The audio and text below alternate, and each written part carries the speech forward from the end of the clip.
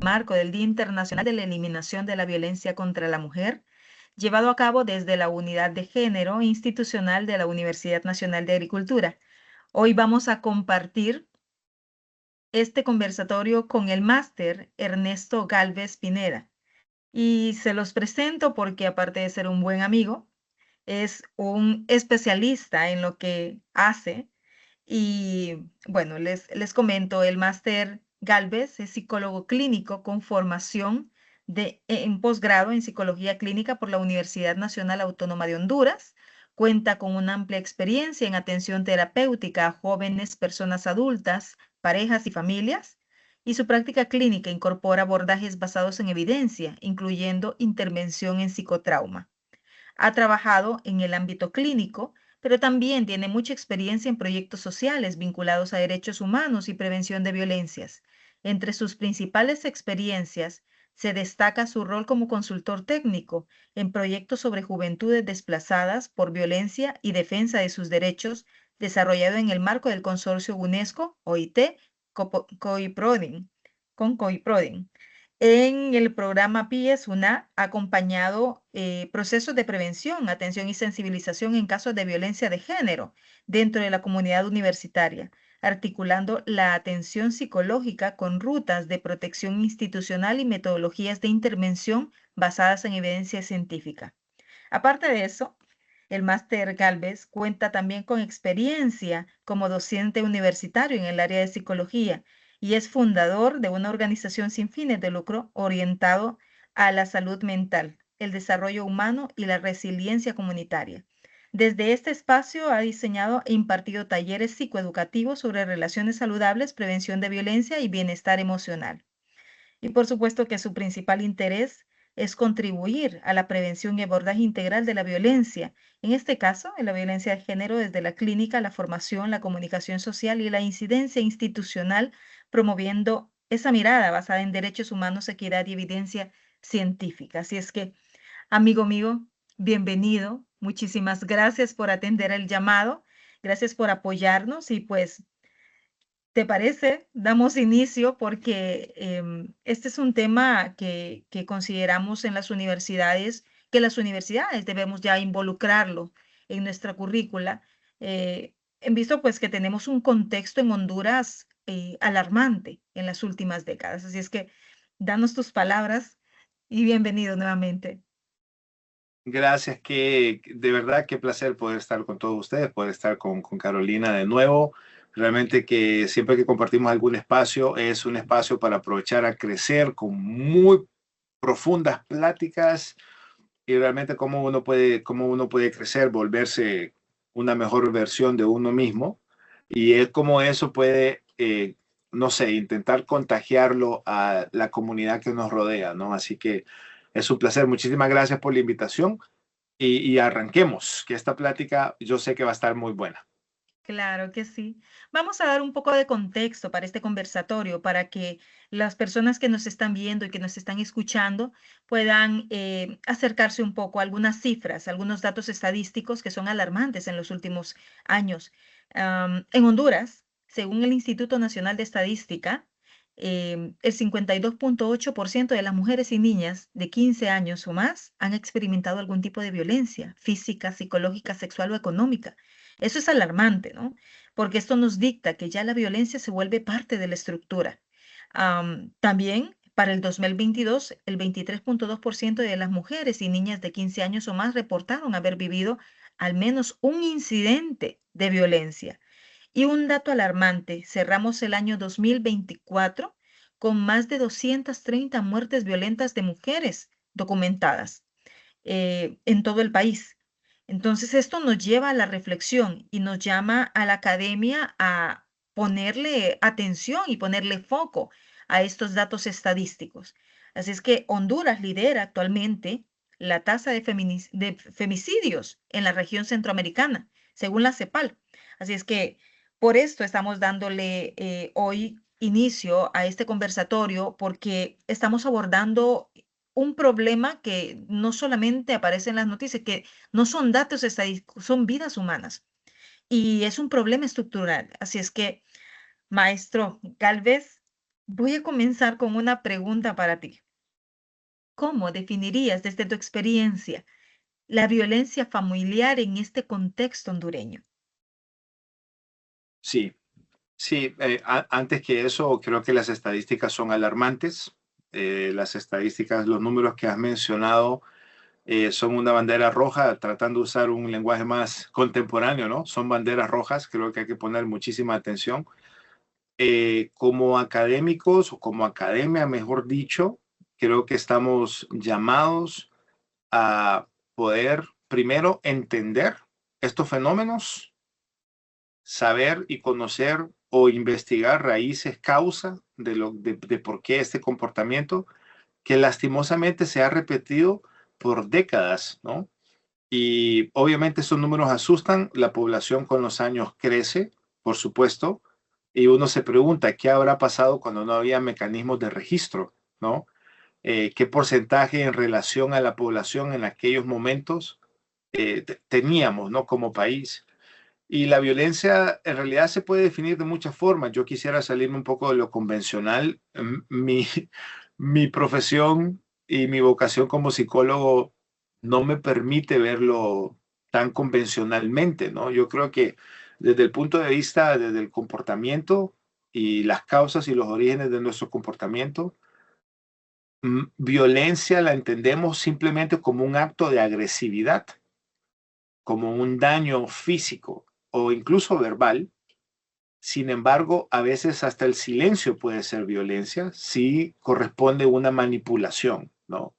Entonces, creo que nosotros podemos definir la violencia no solamente como un acto como el que le acabo de mencionar, o mejor dicho, como una acción, sino también una omisión que causa daño, tanto físico, psicológico, emocional, sexual, económico, incluso hasta espiritual, porque entra un poco el tema de los credos, los diferentes credos y ideologías que podamos tener nosotros como personas, ¿verdad? Claro que sí. Es interesante porque a veces vivimos este tipo de violencias y no somos conscientes que estamos siendo violentados. O también podemos estarlo ejerciendo y no somos conscientes de que estamos ejerciendo violencia. ¿Qué formas de violencia, Ernesto, crees que pueden pasar desapercibidas dentro de un ambiente familiar o de pareja o de amistad? O sea, ¿cuáles son los tipos de violencia que nosotros podemos pensar que no son violencia? Sí, sí, realmente que no sé si nos va a ajustar el tiempo para hablar de tantas formas, ¿no? Pero creo Podemos que mencionarlos. creo que podemos mencionar algunas, ¿no? Por ejemplo, cualquier forma de manipulación es un acto violento en esencia. ¿Por qué? Porque yo quiero sacar provecho. Es un acto egoísta por naturaleza. Entonces yo quiero sacar provecho, estoy manipulando para mi beneficio, esto sea el victimario lo está haciendo ya sea de manera consciente o inconscientemente, porque eso lo podemos hablar un poco más adelante. Hay conductas que son inconscientes. Eh, bueno, por nuestro contexto, por nuestra idiosincrasia, por la cultura, etcétera, ¿no? Hay diferentes factores. Humillaciones, Oh, sí.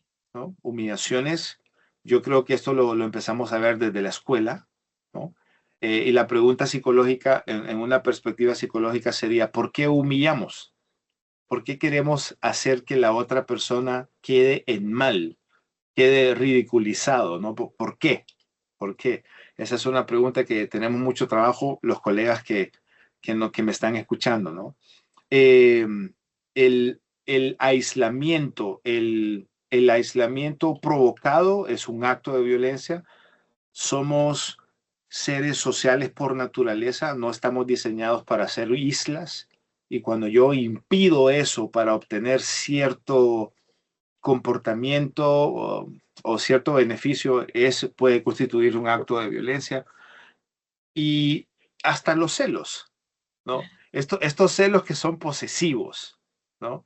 Y obviamente nosotros mencionamos celos y pensamos en una relación sentimental, pero también hay celos profesionales que impiden el avance, que impiden el crecimiento de otras personas, ¿no? Y los celos posesivos de repente esta persona digamos, la mujer jamás puede hacerle esto a un hombre, pero socialmente el hombre sí tiene permitido de hacer otras cosas, ¿no? Que él no aceptaría. Y yo creo que todo aquello que erosiona, que lastima el autoestima de las otras personas, para mí va a ser constituido un acto de violencia, aunque no esté tipificado, digamos, en términos judiciales o legales, ¿no? Pero sí todo lo que cause daño, ya sea intencionalmente o no, creo que hay que considerarlo ahí en la materia. Esas descalificaciones que entran a veces en algunos vínculos, ¿no? Cuando te mencionan, no servís, quítate. O incluso lo hacemos a veces, muchas ocasiones, los padres con los hijos, o lo recibimos en algún momento, si asignamos una tarea y en el momento la persona o el niño no lo está haciendo bien y le decimos, no, no, no, permíteme, yo lo voy a hacer. Es un tipo de violencia porque le estás diciendo automáticamente no servís para eso, ¿no? Entonces estás descalificando al Sí, niño o al el adolescente en daño, este caso.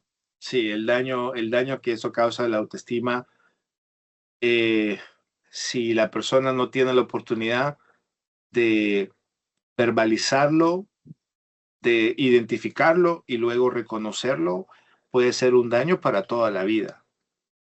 Y quisiera no estar exagerando, pero los casos que yo miro en la clínica de personas de 50, 60 años lidiando con cosas que aparecieron en la niñez o la adolescencia, es tremendo. No quisiera decirte que la adultez y la madurez quita ese tipo de cosas, no necesariamente, ¿no? No necesariamente estamos equipados todos, ¿no? Y por eso creo que es uno de los propósitos de esta plática también, ¿no? Que nos podamos equipar y nos podamos educar en este sentido.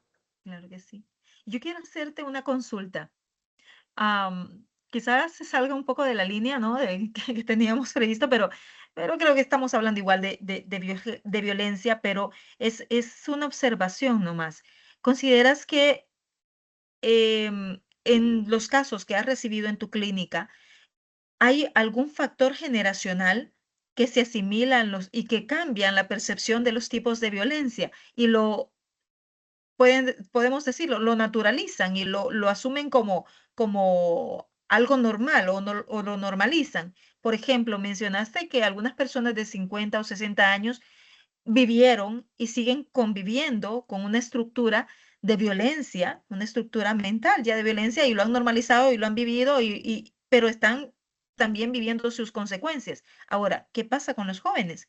Los jóvenes tienen acceso a una información distinta que tenían acceso las personas de 50, 60 años en su momento, ¿no? Y asumen que es violencia, ¿no? Y maximizan a veces algunos índices o rasgos de violencia. Y entonces quiero consultarte si esto también tiende a ser generacional. ¿Qué piensas de esto?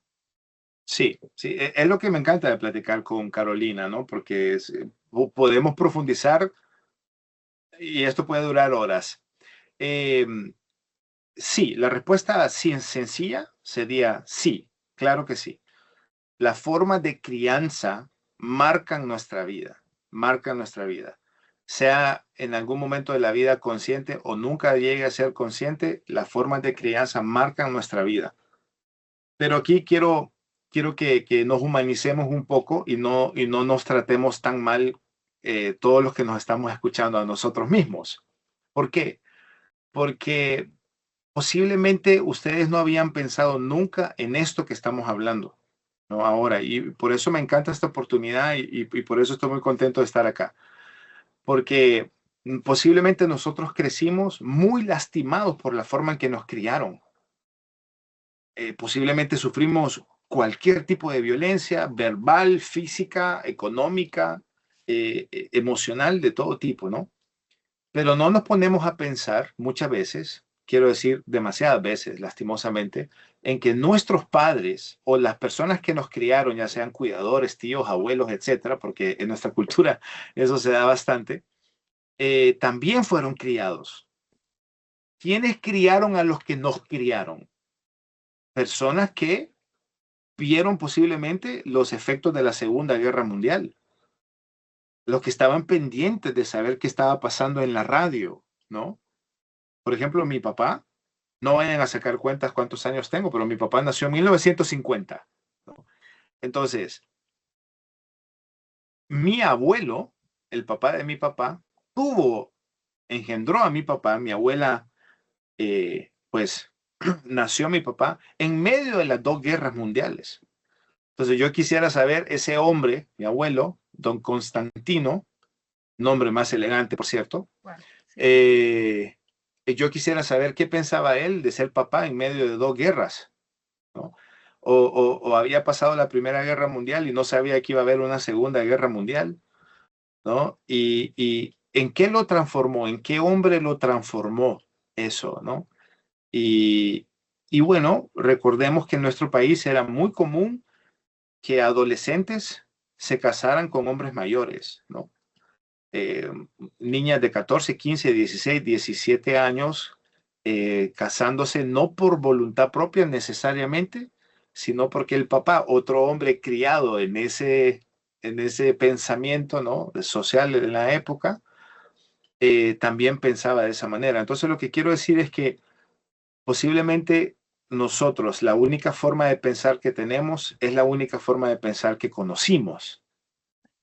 Y por eso la academia tiene un papel muy importantísimo, porque es de romper paradigmas, de romper estructuras mentales que no necesariamente son positivas, a pesar de que han estado con nosotros por décadas.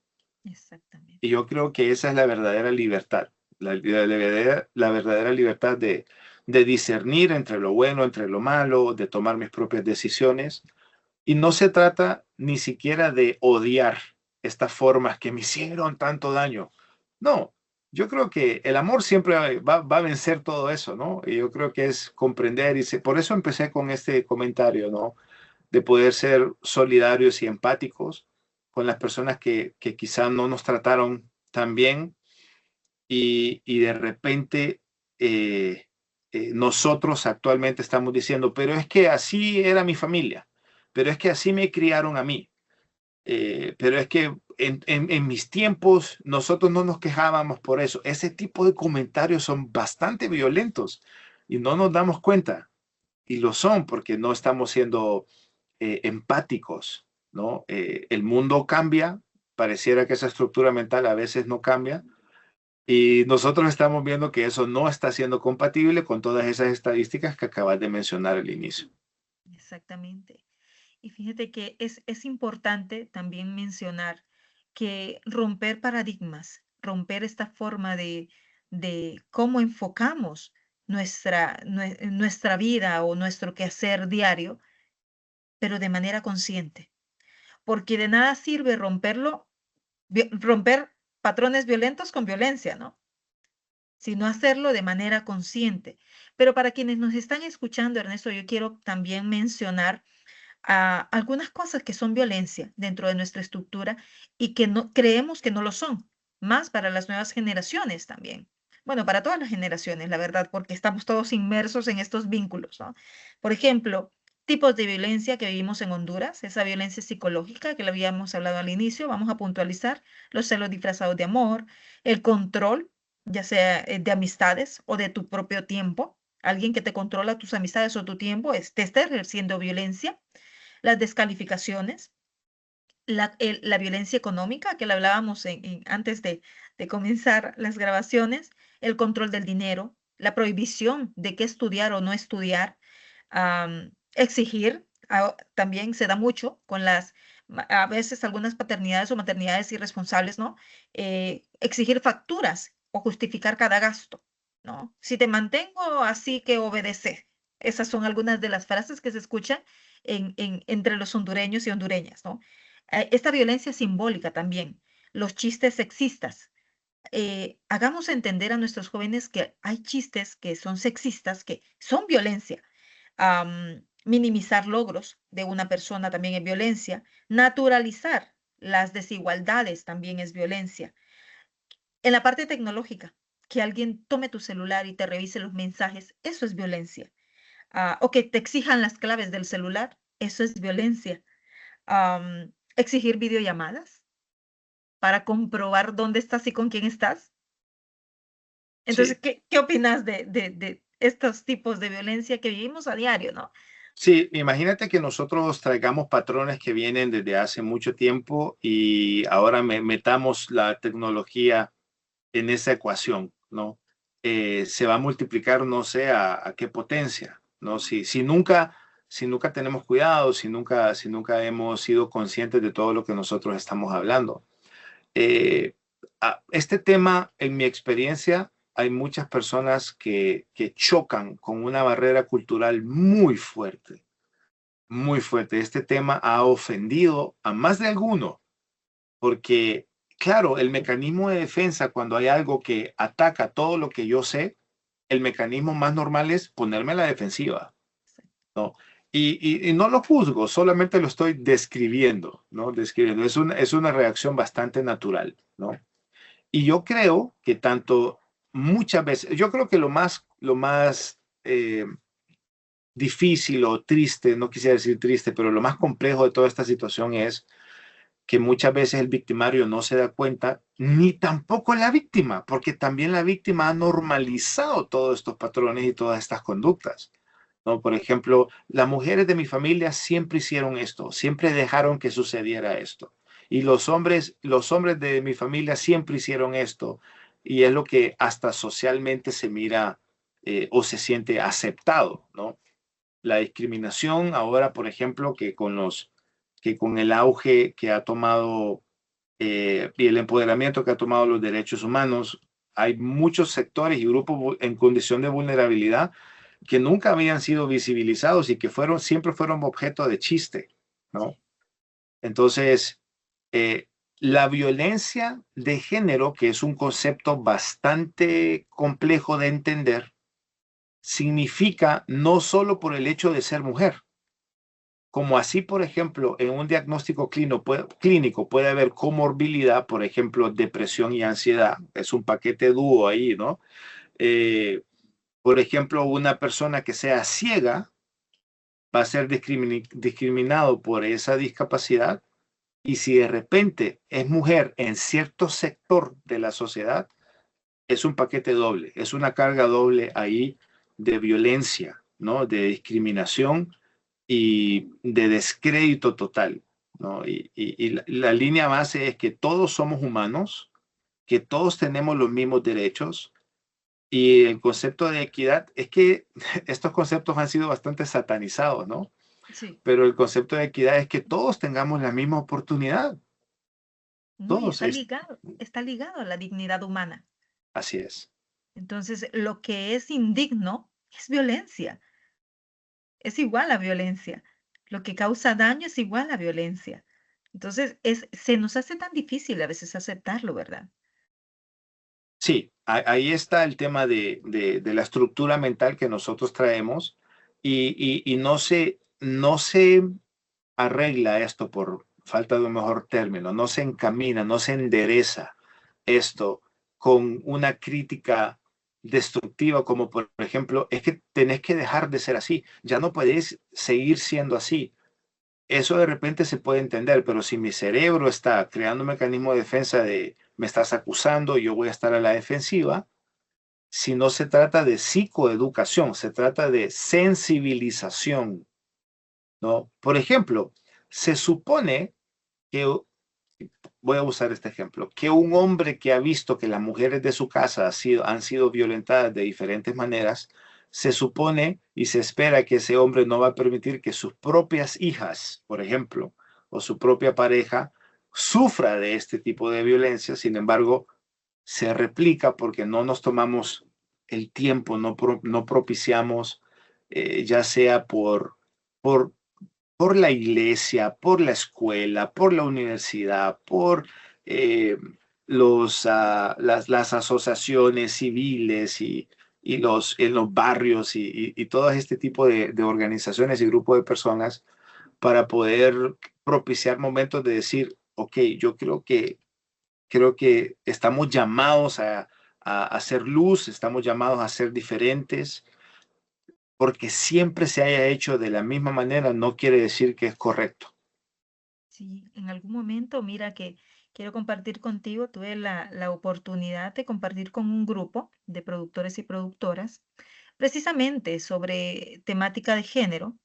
Y en algún momento les consultaba yo a los hombres, ¿no? ¿Usted confía, decidió que ella era la mujer idónea para que fuera su esposa? Sí, sí, la mayoría respondía sí.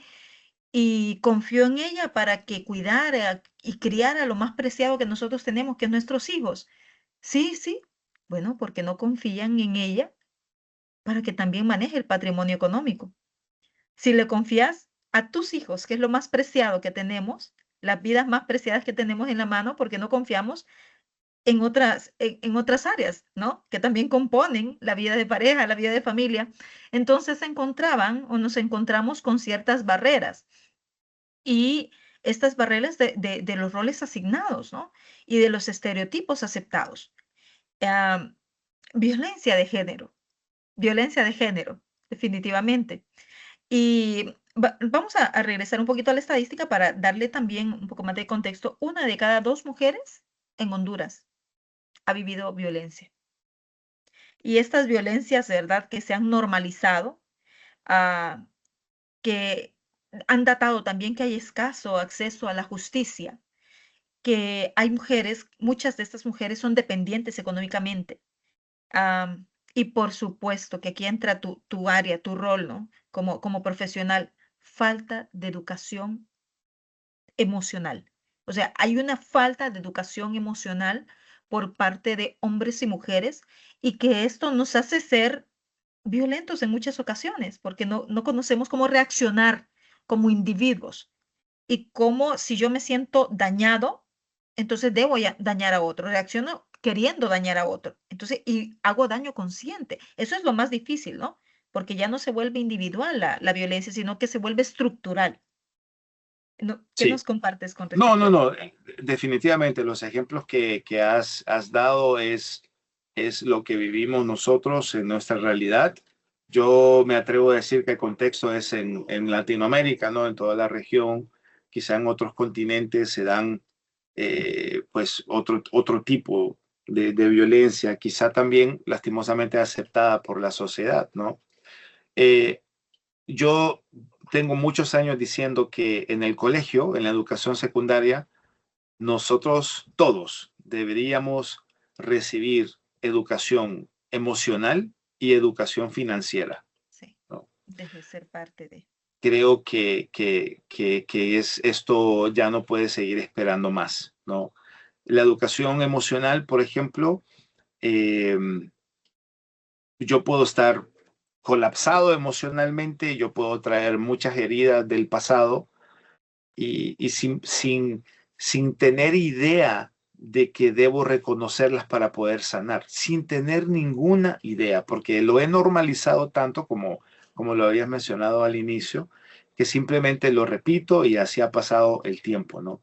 Y por ejemplo, si te fijas bien, la violencia está tan normalizada que si un hombre es visto llorando, es visto vulnerable, he visto emocional, socialmente no es tan bien visto porque la vulnerabilidad en el hombre es sinónimo de debilidad.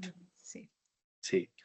Mientras tanto, la conducta agresiva es lo que se espera del hombre, es lo que se ha normalizado. El hombre tiene que reaccionar enojado, el hombre tiene que reaccionar agresivo. Y si te fijas, la agresividad socialmente es aceptada porque supuestamente así debería ser el hombre que cuida, que protege, etcétera, y no el hombre débil que habla de sus emociones, ¿no?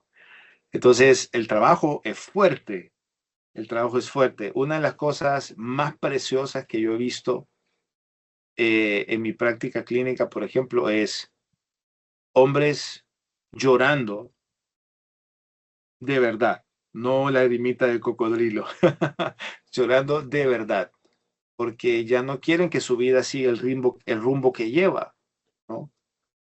Y, y en este aspecto también es importantísimo la mujer, así como es importantísimo que el hombre pueda entender tantas cosas para la mujer, no solamente su pareja, su mamá, sus hermanas, sus colegas, sus compañeras, ¿no? Es tan importante que entendamos eso porque es una condición. A ver, las emociones no pueden representar más de lo que representa nuestra condición humana. Todos nosotros sentimos, tenemos días buenos, tenemos días malos. No quiere decir que los días malos yo voy a ser agresivo y los días buenos no. Se trata de autoconocimiento, pero también un poco de esta educación de lo que ha pasado y lo que sucede socialmente y culturalmente en nuestra realidad, ¿no? Posiblemente no vamos a cambiar todo nuestro entorno, pero sí podemos cambiar nosotros. Y ese es un primer gran paso. Exacto. Hablamos entonces un poco de masculinidades positivas, porque es una de las formas o es una de las am, de estas pastillas que yo digo, es uno de los medicamentos sociales que podemos darle a los vínculos, que podemos abonar para realmente incidir, porque estoy de acuerdo contigo. O sea, no podemos romper paradigmas de manera violenta, hay que incidir. Y a los hombres en nuestra sociedad se les ha enseñado que ser fuerte es sinónimo de no quebrarse emocionalmente por nada. Exacto. Y es sumamente peligroso porque somatizan todo ese estrés, todo ese cortisol se somatiza y terminemos entonces hombres a los 40 años sufriendo infartos, eh, Así es. sufriendo. No estás exagerando, es así como lo dices. Sí, Exactamente. Entonces, están cargando con tanto porque esta es otra de las cuestiones, ¿no? Que creemos que violencia solamente la sufrimos las mujeres. La sociedad es violenta con los hombres también. Como hombre te exigen que para entrar en en la categoría de éxito tenés que tener acumulación material, tenés que tener cierto patrimonio, debes tener cierto carro, X modelo, ¿no?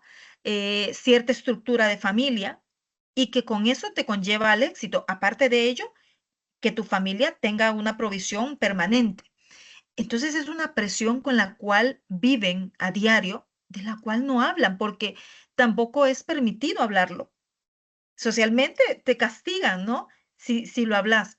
Entonces, no validamos también los sentimientos de los hombres, las emociones de los hombres. Y nosotras, las mujeres, en nuestra sociedad, en nuestra cultura hondureña, creemos que no debemos validar las emociones de un hombre. Y eso es violencia que nosotras ejercemos contra los hombres. Y entonces se sigue este ciclo de violencia, ¿no? De no terminar, hasta que hacemos los cambios conscientes, como dices tú. sí, cambios conscientes. El cerebro automatiza, el cerebro simplemente interpreta la realidad por la única información que tiene, no va a interpretar otra cosa porque es lo único que conoce. Sin embargo, la conciencia va a hacer la diferencia. Tú lo has dicho claramente, ¿no? La conciencia hará la diferencia y por eso debemos propiciar nosotros ahora que seguramente no es la primera vez que escuchan de repente algunos conceptos que nosotros estamos hablando, pero que van causando, ya van haciendo un caminito, ¿no? En nuestro pensamiento, ya van dejando una marca. Y con nuestros hijos no puede ser la excepción. Con nuestros hijos debe ser la prioridad, ¿no? Primero entenderlo nosotros a nivel consciente, no importa la edad que tengamos, podemos tener 13 años y entender esto y podemos tener 50 años, está bien, está bien. De repente he cometido algunas cosas que no voy a estar tan orgulloso de ellas, pero no va a ser tarde, ¿no? Para poder enderezar un poco el camino. Y sí, qué bueno que lo mencionas, porque violencia de género lo asociamos únicamente como las mujeres como víctimas, lastimosamente con el alto grado y de machismo en nuestra sociedad, sí son estadísticamente Sí. los números que ha dicho lo dicen la verdad. Pero es un trabajo en equipo, ¿no? Si hablamos del término familia, es un trabajo en equipo. A mí me encanta un libro que se me escapa el autor en este momento, pero el libro se llama Amor y Respeto. Y el libro habla, está dedicado para parejas, y el libro habla acerca de un círculo alineante, y él habla del amor y del respeto. Así, eso le da el nombre al libro. Y él dice, estadísticamente hablando, genéticamente hablando, el hombre se nutre con respeto. El hombre se nutre con que le den su lugar, ¿no? Según su pensamiento estructurado que tiene. Y la mujer con ser entendida, con ser amada. Entonces, una mujer amada va a respetar y un hombre respetado va a amar. Es un circo de alienate, suena como el escenario idóneo, ¿no? Pero para llegar a eso es un trabajo muy individual que tenemos que hacer. O sea, es como, por ejemplo, que un padre de familia le dé toda la responsabilidad a la escuela que lo forme con todos estos valores que estamos hablando. Y en realidad es en casa, es Exacto. en casa. Y para que sea en casa es un trabajo individual, ¿no? Y la lucha es fuerte porque yo estoy trabajando, tú como mujer, yo como hombre, yo estoy trabajando individualmente, pero yo voy a salir afuera y voy a enfrentar todos estos estigmas y todas estas estructuras mentales y patrones donde de repente me van a ver diferente, ¿no? Pero yo estoy creando un nuevo futuro para los míos, sobre todo los menores, Exacto. ¿no? Para los míos. Y tú dijiste algo muy interesante que no quiero dejarlo pasar, el tema de la somatización. Le voy a dar un dato que asusta. En Honduras, según el Observatorio Nacional de la Violencia, en su informe en enero del 2025, o sea que todavía está calentito, digamos, este informe, reportaba que en Honduras se suicida una persona cada 23 horas, cada 23 horas. El rango de edad en los que se suicidan estos más de 370 personas al año en Honduras oscila entre 24 y 42 años, es decir, jóvenes adultos. Es decir, podríamos hipotizar en este momento que es el rango de edad que son económicamente activos y que reciben todo el impacto de todos estos patrones de conducta que estamos hablando, ¿no? Ahora, te voy a dar un dato que asusta más todavía. El 70% de las personas que se suicidan son hombres. Wow. O sea, 7 de cada 10 personas que se suicidan son hombres. La ideación o la manifestación de ideación suicida es más en las mujeres. Es decir, estadísticamente hablando, las mujeres hablan más de suicidio, pero la hipótesis ahí para nosotros los psicólogos es que las mujeres siempre han verbalizado más el tema de sus emociones, ¿no? Exacto. Siempre cuentan más esto. El hombre se llama el silencio y el silencio carcome y el silencio mata. Entonces, un hombre en silencio puede estar sufriendo y con todo ese caos y esa carga emocional también puede ser violento a pesar de que esté sufriendo una depresión. Y esto obviamente va a causar muchas direcciones en estas canalizaciones. Por ejemplo, el abuso de sustancias, el abuso de alcohol, que ustedes saben en Honduras una estadística que no estamos orgullosos, que se consume más alcohol que leche en nuestro país, ¿verdad? Entonces, creo que, como dicen por ahí, todos los caminos llevan a Roma. Yo creo que al final el camino siempre va a ser que nosotros como personas debemos educarnos y debemos entender muchos de estos conceptos. Y qué bueno, me animo a decir que qué bueno que se han quedado hasta este punto en la plática porque les ha llegado y les ha tocado algún punto importante en su pensamiento, ¿no? Y como tenemos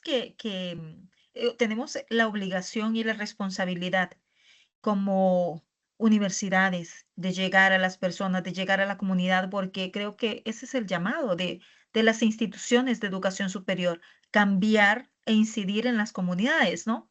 Hablemos un poco sobre qué señales tempranas eh, aparecen antes de que la violencia escale.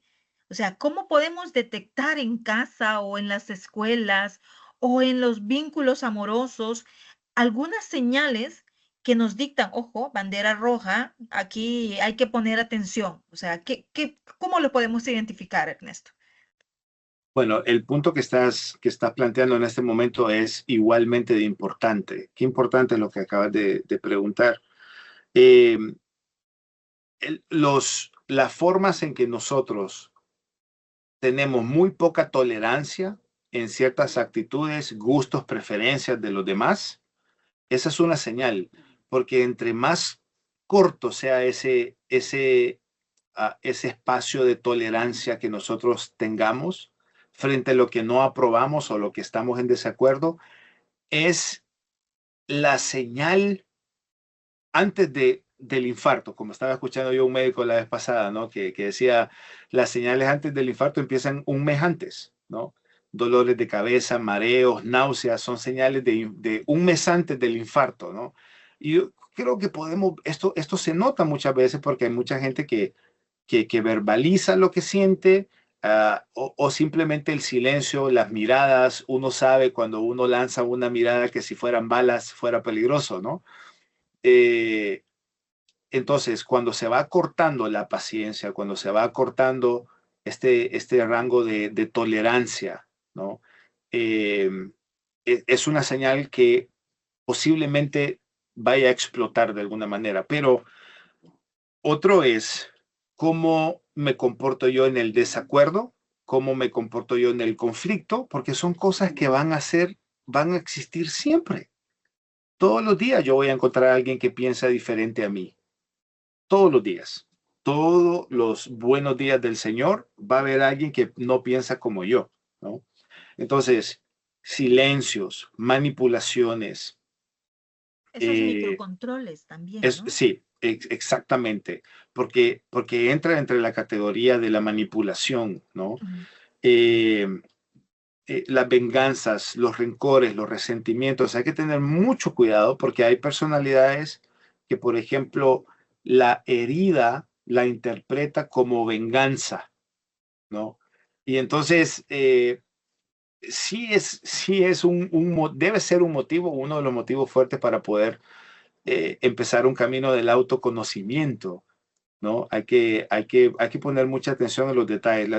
Los detalles está la diferencia y yo creo que la forma en que hablamos, las palabras que utilizamos, de repente antes nunca salía una palabra grosera de mi boca y ahora sale con mucha más facilidad, ¿no? Hay que poner mucha atención. Esto parece que son detalles que los hemos normalizado, que no van a Ujú. parecer gran cosa y como no, yo creo que Ernesto está exagerando mucho, pero No, una cosita va sumando, va sumando, va sumando hasta que de repente el nivel de tolerancia, y yo creo que en el momento en que nosotros estamos teniendo esta plática en la situación político-social de nuestro país, esto se nota muchísimo porque no hay tolerancia y cada vez hay más verdades absolutas y no es que de repente yo puedo sentarme con una persona que pensamos diferente y aceptarnos y tolerarnos tal y como pensamos, sino que lo que yo pienso es la verdad absoluta, lo que ella piensa es la verdad absoluta, entonces lo que va a haber es conflicto, no hay entendimiento, ¿no? Entonces, entre muchos otros, te puedo mencionar estos. muy bien, muchísimas gracias por eso, porque hay que decirle a las personas cuando vean estos indicadores, ¿no? Por ejemplo, una persona que se aísla también, ¿no? Que se aísla, un aislamiento progresivo. Cuando alguien deja de ver sus amistades, no siempre es porque esté muy ocupado, pueda que esté sucediendo algo. Am, Así es, cuan- totalmente. cuan- exactamente lo que decías, ¿no? Normalizar los insultos. No, es que él así es, o que es que ella así es. am, o cuando hay un humor hiriente o un sarcasmo Sí. humillante, ¿no? Am, Te, te doy, culpabilizar. te, te doy otra antes que se me olvide, Ajá. discúlpame. Por ejemplo, la persona que lidia un poco con un temperamento de enojo, Oh, ¿no? Y que diga palabras como estas, vos así me conociste, así me tenés que aceptar. Eso es un comentario bastante violento, muy violento, y lo que demuestra es una rigidez completa. Entonces la otra persona lo que va a sentir es desesperanza total, frustración total, ¿no?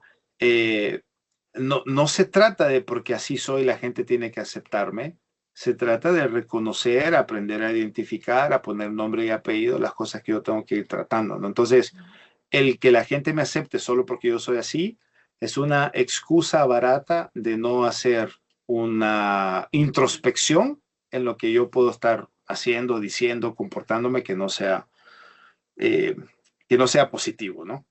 muy claro. Y fíjate que es importante lo que acabas de decir porque yo considero que una persona que manifiesta, así soy, así me conocieron y me tienen que aceptar como soy, es una persona que no medita de manera reflexiva hacia el cambio.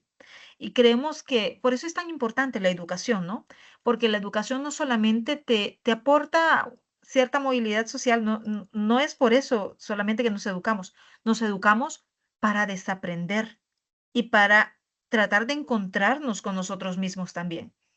Por eso es importante la lectura, por eso es importante ir a terapia. Por favor, vayan a terapia o vamos a terapia, porque escuchar la perspectiva de otro o de otra te puede ayudar a ampliar tu visión de vida, ¿verdad? Y tu actuar en el momento y a cambiarte de escenarios y ver que la realidad que hemos construido hasta el momento puede ser cambiada también y puede ser mejorada, porque al final creo que lo hemos hablado en conversaciones contigo, Ernesto. Venimos a este mundo a tratar de encontrarnos a nosotros para ser plenos y para ser felices. Y qué rico es sentarte por la tarde a tomarte una tacita de café con las personas que amas y que valoras y que te vinculas de manera sana, ¿verdad? Así es que, y Sí. así lo estamos haciendo. No tenemos el café acá, pero es un espacio que estamos aprovechando para ello. De café o de té o de leche o de agua, yo me he Exacto, encontrado con personas que se sienten un poco atacados porque no podemos creer que no les gusta el café. Así que lo que sea, pero no hay nada más lindo que poder sentarse tomando algo que a uno le guste y poder hablar de estas cosas. Entre más rápido nosotros podamos reconocer que las formas que yo sé no son las únicas. Entre exactamente. más rápido yo pueda reconocer eso, más rápido yo voy a mejorar como persona, sobre todo como individuo primero, ¿no? Porque muchas veces exigimos muchos cambios en nuestro entorno. Que la autoridad, que el jefe, que el político, que esto, que mi mujer, que mi hombre, que mi hijo. Y no mencionamos aquí, ¿no? Recordemos que cuando estamos señalando con un dedo, hay tres dedos que nos señalan a nosotros. Esa figura la usa mucho mi esposa y la verdad que es cierto eso, ¿no? Es cierto. Entonces, entre hombre o mujer, entre más rápido nosotros podamos fortalecer esta habilidad o crear esta habilidad de poder ser empático con el otro, porque no toda conducta es necesariamente reflejo de lo que yo pienso. A veces es el reflejo de lo que yo siento. Exactamente. Y para que sea interpretado socialmente de X o Y manera, yo me comporto así, ¿no? Por ejemplo, un hombre que le diga cosas a una mujer en la calle y va acompañado de su amigo y el amigo se mira obligado porque si no, no se va a ver aceptado o se va a sentir rechazado, ¿no? Me refiero a ese tipo de cosas. Juega mucho la autoestima, juega mucho la seguridad. Igual las personas que viven procesos de violencia, salir de esas realidades no es fácil.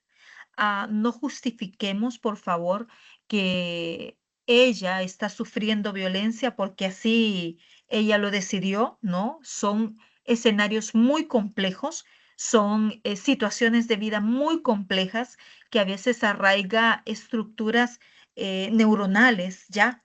Y que te hacen permanecer en ese círculo de violencia. Así es que no justifiquemos la violencia, por favor.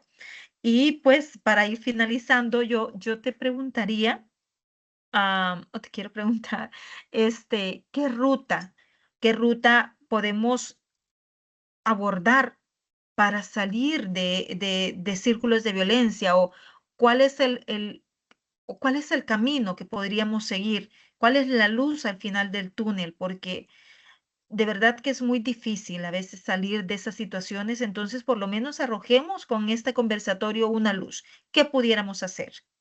Sí, ahorita que haces esta importante pregunta, se me viene a mi mente cuando hablamos de depresión y cómo poder salir de estados depresivos y creo que son bastante compatibles. Por ejemplo, a veces cuando estamos sufriendo, en este caso de violencia y somos víctimas, creemos que solo nosotros estamos sufriendo esto en el mundo.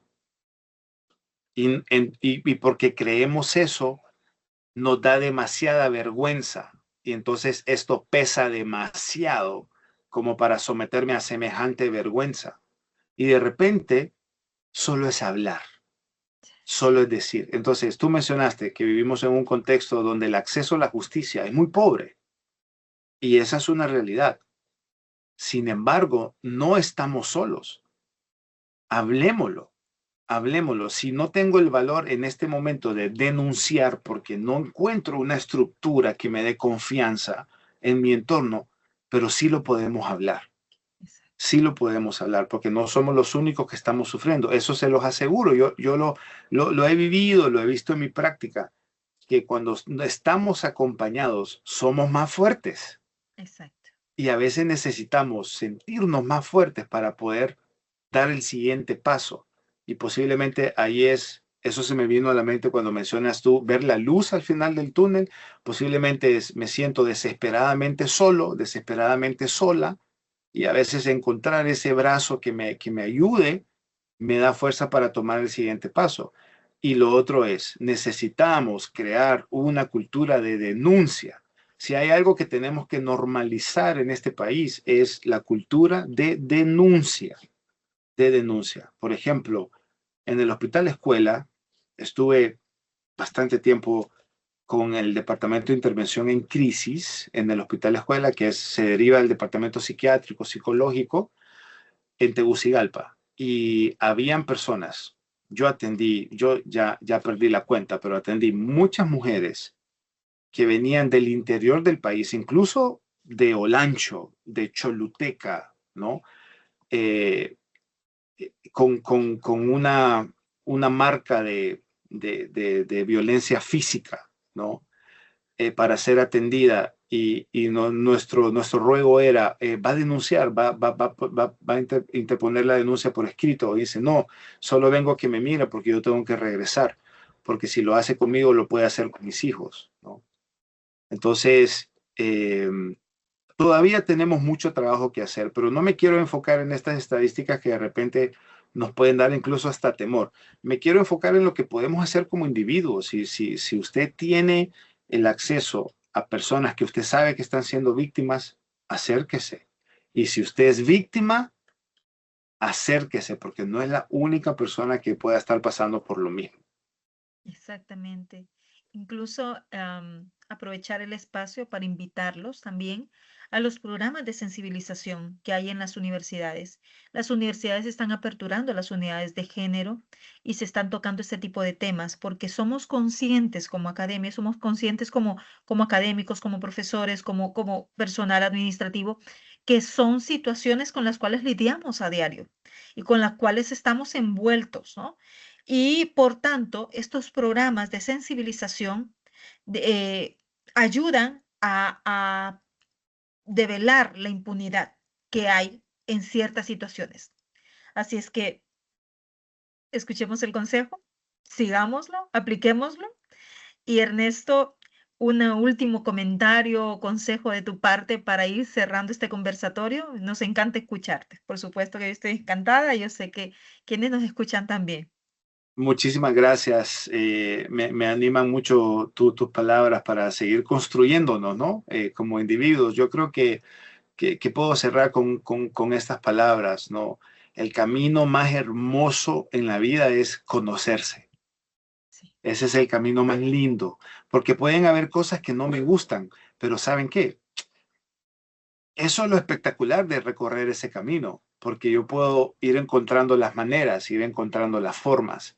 Y de alguna manera, por ejemplo, en ese camino nos encontramos Carolina y yo, en un camino de construcción de uno mismo, de autoconocimiento, ¿no? Es una cosa hermosa.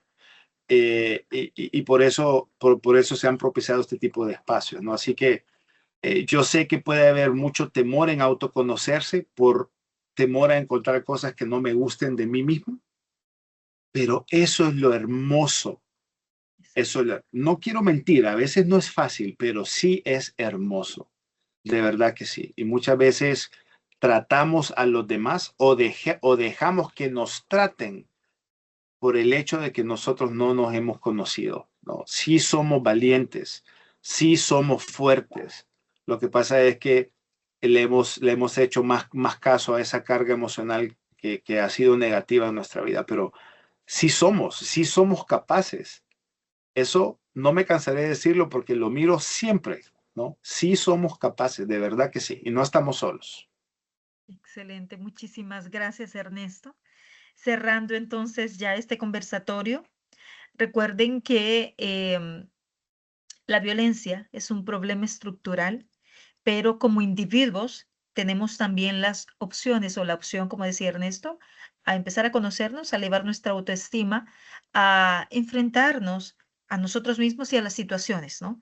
Y la belleza de avanzar y de evolucionar del ser humano y de mejorar cada día y de acercarse a personas así como yo te he encontrado en el camino de vida, que doy gracias a Dios por eso, porque estas conversaciones siempre son algo provechoso para mí y yo sé que para las personas que nos escuchan también. Así es que muchas gracias siempre por darnos tu tiempo, por regalarnos tu tiempo y por darnos ese pan de la sabiduría que lo necesitamos tanto y que necesitamos humanizar las academias también, ¿verdad? Así es que muchas gracias por eso. Muchas gracias por todo lo que estás haciendo también. No, muchísimas gracias, muy honrado y ha sido un privilegio. Un abrazo fuerte. Chao, Ernesto. Muchas gracias. Hasta luego.